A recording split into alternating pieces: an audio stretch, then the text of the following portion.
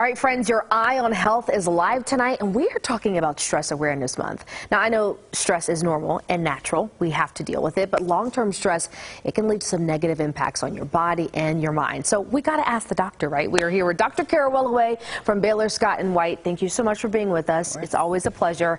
So my first question, and I've seen this everywhere on my timelines. I don't know if you guys have seen it too.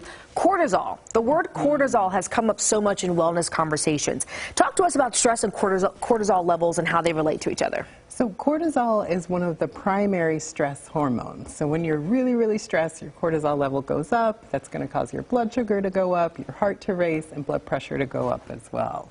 And I think when people hear the word cortisol and we see that there are supplements for everything, they kind of think, okay, how can I tell if my cortisol levels are high? Are there some symptoms that we can look out for in our bodies or maybe in our everyday life that kind of says, hey, something's a little off here?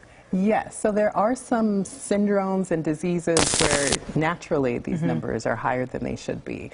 Weight gain is one of those symptoms, fatigue, fractures, stress, and really feeling issues. What about not sleeping? Is that a sign of your cortisol levels being too high? It can be. Okay. It can be, and of being very overstressed. Sometimes cortisol actually can keep you very motivated and energetic, and you don't sleep well, you have nightmares as well. So some people can actually be overstimulated in their cortisol hormones and think that they're just really, really motivated, but really they're burnt out and their body is in overdrive trying to compensate. Yes. I think that's an important sign because we talked about caffeine last time, and sometimes when you're stressed and you're on caffeine, you don't know what's you and what's the supplement, right? Yes. Okay, good to know. Signs or what should we do if our friends, our coworkers, are developing signs of high stress? What are some things that we're looking out for, and what can we tell them to do?